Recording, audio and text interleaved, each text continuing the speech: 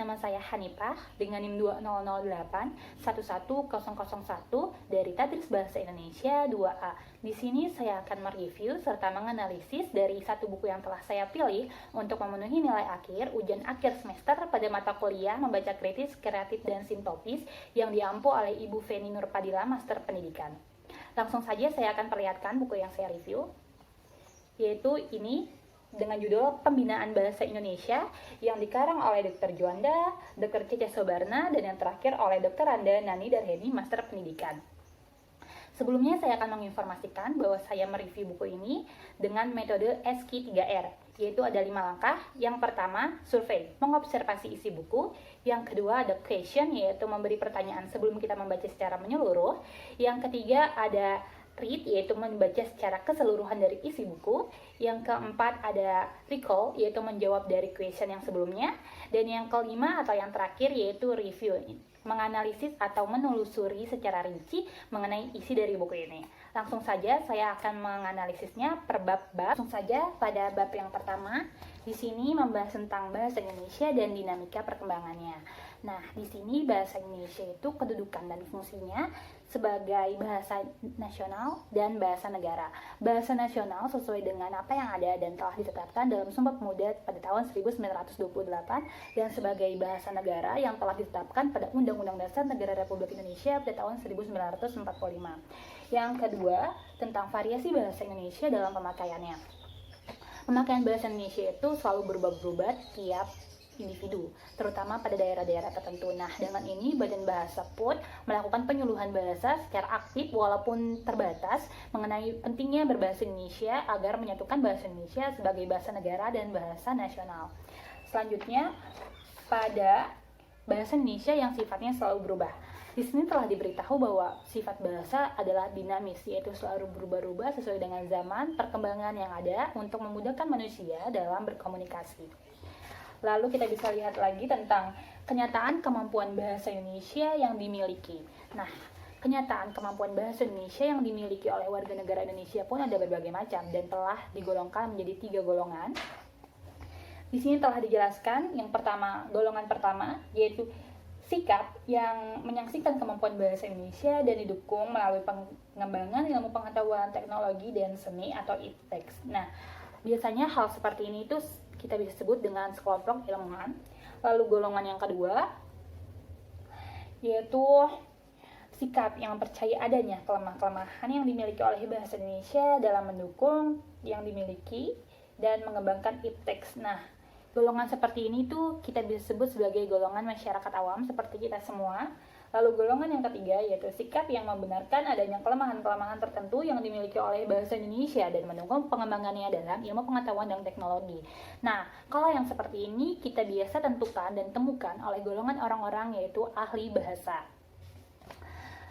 Dalam bab 1 ini dijelaskan secara rinci mengenai pengembangan bahasa Indonesia, sebagaimana pentingnya bahasa Indonesia dalam kehidupan kita sehari-hari. Review saya mengenai bab 1 ini bahwa yang disampaikan penulis mengenai bab 1 yaitu perihal dinamika perkembangan bahasa Indonesia itu sendiri. Nah, cara penulis begitu kompleks dalam menjabarkan serta mendetailkan isi dari buku ini, serta memberikan sumber yang valid, yaitu sumbernya tadi telah ada, yaitu Undang-Undang Dasar 1945 dan Sumpah Pemuda tahun 1928. Nah, dalam hal ini penulis pun menjabarkan bahwa bahasa Indonesia bisa memiliki fungsi dan kedudukan sebagai dua macam yang berbeda, yaitu sebagai bahasa negara dan yang kedua sebagai bahasa nasional. Nah, lalu penulis juga menjabarkan bahwa bahasa Indonesia ini selalu dinamis karena bahasa adalah mengikuti perkembangan zaman manusia untuk memudahkan manusia dalam melakukan interaksi sosial dari kehidupan sehari-hari. Nah, maksud penulis menyampaikan apa yang ingin disampaikannya agar pembaca dapat memahami sepenuhnya apa itu bahasa Indonesia dan apa pentingnya bahasa Indonesia bagi kehidupan sehari-hari, terutama bagi kita, para mahasiswa yang harus dan diwajibkan terampil dalam penggunaan bahasa Indonesia, karena penggunaan bahasa Indonesia itu amat sangat penting ketika kita telah terjun di dunia masyarakat, terutama secara tulisan maupun secara lisan. Cukup sekian dari bab 1, lanjutnya saya akan mereview bagian bab 2. Tuh, di sini mengenai ejaan. Di sini ada mengatur ejaan, lalu ada ejaan dan lafal, dan kita ketahui bahwa ejaan adalah pelambangan bunyi-bunyi bahasa dengan huruf, baik berupa huruf demi huruf yang disusun dengan kata, dengan menjadi kelompok kata, atau dengan menjadi kalimat. Di sini juga kita telah diketahui bahwa sejarah perkembangan ejaan bahasa Indonesia.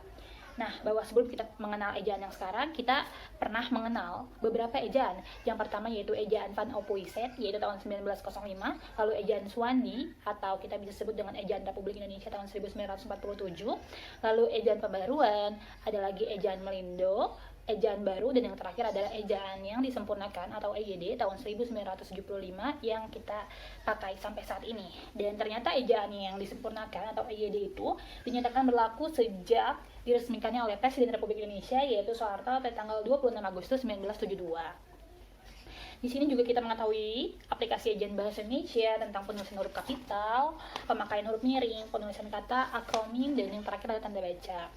Selanjutnya saya akan memberikan review mengenai bab 2 ini. Review saya mengenai bab 2 ini yaitu penulis menyampaikan mengenai ejaan, yang mana ejaan bahasa Indonesia yang disempurnakan ini telah kita pakai selama kurang lebih 37 tahun. Dan juga memberikan suatu hal yang dapat membuka mata kita bahwa setiap bahasa memerlukan aturan sebagai rambu-rambu yang harus dipenuhi dalam kegiatan berbahasa. Kenapa? Karena ketika kita menggunakan bahasa setiap harinya sebagai alat komunikasi, secara lisan maupun tulisan, kita tentunya harus memahami bagaimana aturan dalam kebahasaan tersebut, layaknya kita mengetahui aturan rambu-rambu dalam berlalu lintas. Lalu salah satu rujukan yang sangat penting dalam bab ini juga telah diketahui bahwa melakukan pedoman ejaan yang baik dan benar. Nah, dalam hal ini penulis memberikan sumber yang valid mengenai sejarah perkembangan dari berbagai ejaan-ejaan yang telah bahasa Indonesia pakai di Indonesia.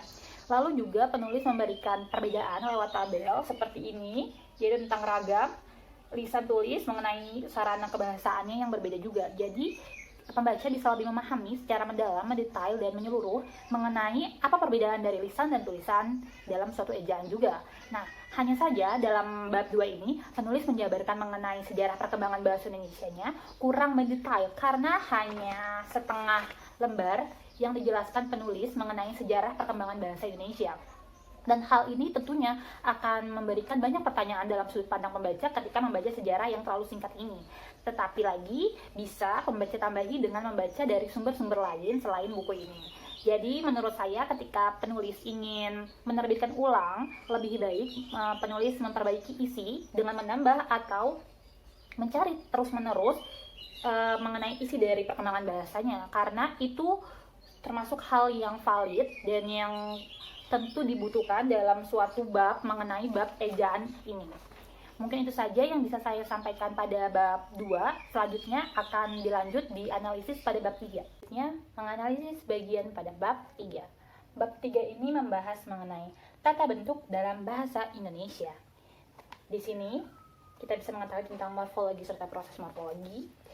Morfologi ini termasuk pada pembentukan kata ya. Lalu ada lagi, kita bisa mengetahui bahwa proses morfologi bahasa Indonesia itu dibagi menjadi penambahan afiks, duplikasi, abrevasi, komposisi, derivasi balik. Dan biasanya proses penambahan afiksasi ini kita bisa bagi-bagi menjadi prefiks, infiks, sufiks, konfiks, gabungan afiks, serta simulfiks. Nah, lalu ada bentuk kata dalam bahasa Indonesia bahwa kata juga satuan terbesar dalam morfologi sekaligus satuan terkecil dalam sintaksis. Nah, di sini dijelaskan lebih detail tentang kata dan proses pembentukan kata, ada kata asal, kata dasar, kata jadian turunan, serta pengimbuhan pada afiksasi. Nah, lebih lengkap pada bab 3 ini dijelaskan lagi mendetail mengenai kasus-kasus pada imbuhan yang bermasalah. Nah, lalu diberikan berbagai contoh seperti ini. Pada awalan meng, pada awalan peng, dan yang terakhir juga ada pada kata atau pembentukan kata asal atau kata turunan seperti ini. Nah, selanjutnya saya akan memberikan review mengenai bab 3. Adalah review mengenai bab 3. Mengenai tata bentuk dalam bahasa Indonesia. Nah, pada bab 3 ini disampaikan hal-hal menyangkut pembentukan kata atau yang biasa kita sebut dengan proses morfologis, yaitu proses di mana kita mempelajari seluk-beluk kata, perubahan-perubahan kata, baik dalam bentuk gramatik maupun semantiknya. Nah, pada bab ini juga dijelaskan oleh penulis dengan singkat, namun mendetail dan secara kompleks mengenai proses pembentukan kata yang berasal dari kata dasar, kata asal, sampai dengan kata jadian dan kata berimbuhan. Lalu dijelaskan pula mengenai imbuhan, contoh-contohnya seperti prefiks, infiks, sufiks, konfiks, gabungan afiks, dan simulfiks dengan begitu rapih oleh penulis. Ditambah lagi penulis memberikan kasus-kasus atau contoh-contoh mengenai imbuhan terikat ataupun imbuhan tidak terikat yang bermasalah ataupun yang tidak bermasalah yang biasanya kita hadapi dalam ragam penggunaan tulisan maupun lisan. Nah, dalam hal ini penulis sangat baik memberikan contohnya, sebab dengan memberikan contoh yang begitu rapi dan begitu jelas, maka akan memudahkan pembaca dalam memahami permasalahan-permasalahan yang terjadi pada proses pembentukan kata yang biasanya kita temui dalam kehidupan sehari-hari. Nah, kelebihan pada bab ini juga sangat menonjol karena saya sendiri suka bagaimana penulis menulis atau meringkas beberapa kasus sesuai dengan permasalahan dan diidentifikasi morfologisnya. Karena hal ini benar-benar sangat membantu para pembaca dalam memahami dan mengetahui lebih lanjut apa itu dan bagaimana proses pembentukan kata yang biasa kita temui. Terima kasih. Selanjutnya adalah mengenai bab 4. Selanjutnya membahas mengenai bab 4. Kita akan analisis, yaitu mengenai kalimat. Di sini dijelaskan bahwa kalimat adalah satuan bahasa terkecil yang dapat mengungkapkan pikiran utuh atau suatu tuturan dapat menginformasikan suatu informasi yang akan dijelaskan dalam suatu kalimat. Nah, kalimat ini kita tahu bahwa ada kalimat dasar, yaitu kalimat yang biasanya ada pada satu klausa. Dan kalimat dasar ini memiliki unsur, yang pertama ada subjek, objek, lalu ada lagi predikat dan ada keterangan. Nah, kita bisa lihat lagi di sini juga menjelaskan mengenai jenis-jenis kalimat. Kita bisa tahu bahwa ada jenis kalimat itu ada kalimat tunggal, yaitu kalimat yang hanya terdiri dari satu predikat. Lalu ada kalimat majemuk yang terdiri dari beberapa predikat. Dan di antara kalimat majemuk itu kita dijelaskan pula di dalam buku ini bahwa kalimat majemuk memiliki dua contoh. Yang pertama kalimat majemuk setara dan yang kedua adalah kalimat majemuk setingkat. Di sini dijelaskan secara mendetail ada satu halaman full. Lalu beberapa kalimat lain yaitu kalimat efektif, yaitu kalimat yang dapat mengungkapkan gagasan sesuai dengan yang diharapkan oleh si pembaca. Nah, dari sini kita bisa mengetahui bahwa kalimat-kalimat itu ada berbagai macam. Nah, selanjutnya saya akan memberikan review mengenai bab 4. Selanjutnya kita akan mereview pada bagian bab 4. Karena sebelumnya pada bagian bab 3 kita membahas mengenai kata dan pembentukannya, maka pada bab 4 kita membahas tentang kalimat. Pada bab 4 ini dijelaskan mengenai struktur suatu kalimat serta jenis-jenis yang ada pada suatu kalimat. Nah, penulis juga menganalisis setiap kalimat mengenai bagian subjek, predikat, objek, keterangan, serta pelengkap. Nah, pada bagian ini juga dijelaskan mendetail mengenai jenis kalimat, yaitu ada dua, kalimat tunggal dan kalimat majemuk. Serta dijelaskan lebih lengkap lagi mengenai kalimat majemuk, yaitu ada dua macam, kalimat majemuk setara dan kalimat majemuk setingkat. Di mana pada bab ini dijelaskan sangat amat mendetail bahkan menyeluruh dengan beberapa contoh yang ada pada penjelasan. Dan hal ini membuat pembaca semakin memahami apa yang ada dan apa yang dijelaskan di dalam buku oleh sang pengarang. Nah, dalam bab ini juga saya yakin para pembaca pun paham dan dapat mengetahui apa saja sih poin-poin yang dibahas pada bab ini dan apa saja sih inti dan informasi menyeluruh mengenai bab ini, yaitu mengenai kalimat yang dijelaskan oleh para pengarang. Bahkan pada babnya atau subbab pada kalimat majemuk pun penulis bisa membuat pembaca mengetahui dan mengenali perbedaan antara kalimat majemuk, setingkat, dan kalimat majemuk setara. Benar-benar begitu kompleks isi dari bab 4 ini dibanding bab-bab sebelumnya. Mungkin itu saja review dari saya mengenai bab 4. Selanjutnya saya akan mereview mengenai bab 5. Lanjut, kita akan menganalisis pada bab 5. Bab 5 membahas mengenai paragraf. Paragraf merupakan kumpulan beberapa kalimat yang mengungkapkan suatu gagasan utuh. Nah, pada paragraf kita memiliki dua ide pokok, ada yang di awal dan ada yang di akhir. Namun, kita bisa menyesuaikan apa kegunaan dari ide pokok yang akan kita sampaikan. Karena ide pokok pada bagian awal di sini tertera mengandung pernyataan yang bersifat umum. Sedangkan ide pokok yang terletak pada bagian akhir mengumumkan kesimpulan atau rangkuman dari apa yang telah dikemukakan pada kalimat-kalimat sebelumnya. Lalu di sini juga membahas mengenai kohesi dan koherensi. Di sini kita juga membahas mengenai penanda kohesi, lalu mengenai penanda kohesi dalam paragraf dijelaskan lebih rinci mengenai penunjukan, penggantian, pelesapan, perangkapan, perangkaian kalimat. Dan seperti itu saja untuk bagian bab 5 mengenai paragraf, lebih singkat di antara bab-bab lain karena ini hanya 4 halaman saja mengenai bab 5 ini. Lanjut, saya akan mereview bab 5. Review mengenai bab 5. Sesuai dengan judul, yaitu Pembinaan Bahasa Indonesia, pada bab ini akan membahas mengenai paragraf karena pada bab-bab sebelumnya membahas mengenai perkembangan bahasa, lalu pembentukan kata, lalu menjadi kalimat, dan yang terakhir yaitu mengenai paragraf itu sendiri. Dijabarkan pula oleh penulis bahwa ide pokok dalam paragraf bisa berbagai macam, ada yang terletak di awal, ada yang terletak di akhir. Namun kedua hal ini tidaklah salah karena penempatan suatu ide pokok itu disesuaikan oleh apa yang ingin dikemukakan masing-masing oleh penulis kepada pembacanya sendiri. Dalam bab ini juga digarisbawahi dengan penting bahwa keterpaduan antar paragraf haruslah saling terikat erat karena sangat relevan terhadap suatu informasi yang akan dihasilkan oleh paragraf tersebut. Maka penulis buku ini pun menjabarkan mengenai kohesi dan koherensi dalam suatu paragraf dengan singkat namun juga padat yang mengisyaratkan bahwa kesatuan dan kepaduan adalah hal mutlak dalam suatu paragraf agar dapat dikatakan menjadi paragraf yang apik. Namun ada kekurangan pada bab ini karena bab ini hanya menjelaskan sedikit, tidak terlalu singkat namun tidak mendetail karena hanya menjelaskan terlalu pokok-pokoknya saja mengenai paragraf, tidak menjabarkan lebih jelasnya lagi. Diharapkan penulis bisa menambahkan dan menjelaskan lebih lanjut mengenai paragraf agar pembaca bisa lebih menambah wawasannya terhadap paragraf lewat buku ini. Selanjutnya saya akan mereview bagian terakhir pada buku ini, yaitu mengenai korespondensi. Kita mengakhirinya pada bab 6. Bab 6 dalam buku ini membahas tentang korespondensi, yaitu tentang bagaimana surat menyurat. Dijelaskan dalam buku ini tentang surat menyurat, bisa dijelaskan bahwa surat itu salah satu alat komunikasi dalam bahasa Indonesia yang bisa ditulis untuk melibatkan dua pihak. Dan surat ini mempunyai fungsi sebagai wakil instansi, bukti tertulis, pengikat karena ada dapat diarsipkan, bukti sejarah, pedoman kerja, dan jaminan keamanan. Tujuan pengiriman surat juga untuk memberitahukan suatu hal, membuat perjanjian, memesan barang, dan melamar pekerjaan. Dan suatu keterampilan dalam menulis surat ini juga berkaitan dengan keterampilan kita dalam berbahasa Indonesia. Karena harus dijelaskan secara lugas serta komunikatif bagaimana kita bisa membuat surat itu sesuai dengan apa yang hendak kita tuju. Di sini juga kita dijelaskan mengenai format surat dan ada contoh mengenai surat. Bisa dilihat mengenai format surat lurus, format surat setengah lurus, dan yang lain pada bab ini. Nah, lalu review saya mengenai bab 6 ini yaitu pada bab terakhir pada buku ini. Tentu saja tema mengenai korespondensi atau surat menyurat ini sangatlah penting dan sangat bagus bagi ide pokok dalam buku ini. Kenapa? Karena sebelumnya penulis menjabarkan bagaimana pembinaan bahasa Indonesia mulai dari sejarahnya, lalu memulai dengan kata, kalimat, serta paragraf dan sampailah kepada bagian korespondensi atau surat menyurat.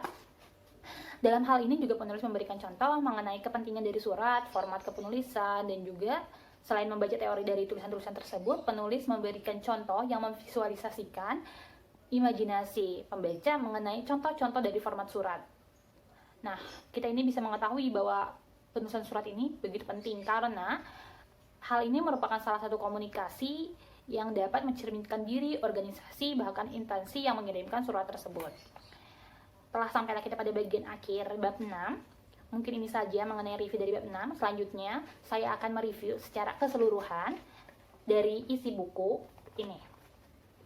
Setelah saya membaca mengenai buku ini, yaitu Pembinaan Bahasa Indonesia yang dikarang oleh Dr. Juanda, Dr. Cece, dan Dr. Andina Darheni, dan buku ini memiliki ketebalan sekitar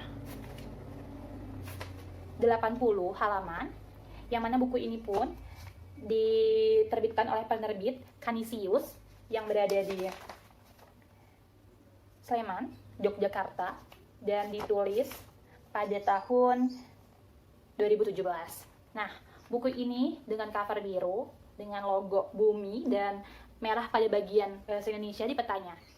Buku ini secara garis besar sangatlah lengkap karena mencakup poin-poin utama dalam hal pembinaan bahasa Indonesia. Penjelasan dari definisi pada masing-masing bab itu pun mudah dipahami dan diberikan berbagai contoh oleh penulis mengenai kasus-kasus yang terjadi pada pembinaan bahasa Indonesia sendiri. Nah, setelah membaca buku ini secara menyeluruh pun menurut saya sendiri, buku ini sangat layak dibaca oleh berbagai kalangan, bukan hanya pada kalangan mahasiswa saja ya, karena begitu pentingnya pembinaan bahasa Indonesia bagi berbagai kalangan. Karena bahasa Indonesia sendiri telah dijelaskan dalam buku ini sebagai bahasa negara dan bahasa nasional, dan tentu kita juga menggunakannya sebagai alat komunikasi sehari-hari baik secara lisan maupun secara tulisan. Dan hal inilah yang seharusnya menjadi titik fokus bagi kita semua untuk penggunaan bahasa Indonesia. Jelas bagi generasi sekarang kurang mendapatkan pembinaan bahasa dalam proses kebahasaan sendiri. Justru itu kita harus sadar bahwa salah satu cara memperbaikinya adalah dengan mempelajarinya melalui buku ini. Yaitu, jika pembaca berhasil membacanya secara kritis, tentu pembaca bisa merepresentasikan apa yang ada dalam buku ini dan pastilah akan sangat bermanfaat di kehidupan sehari-hari. Dan buku ini itu karena buku ini erat kaitannya dalam proses kebahasaan sesuai dengan judul bukunya sendiri, yaitu Pembinaan Bahasa Indonesia. Jadi saya jelas merekomendasikan buku ini karena buku ini itu selain ringan, tipis, juga mencakup poin-poin utama yang tidak bertele-tele dan penjelasannya pun sangat mudah dipahami. Sekian untuk tugas kali ini mengenai mereview serta menganalisis dari isi buku yang buku saya pilih, yaitu Pembinaan Bahasa Indonesia. Kurang lebihnya mohon maaf. Wabillahi taufiq wal hidayah. Wassalamualaikum warahmatullahi wabarakatuh.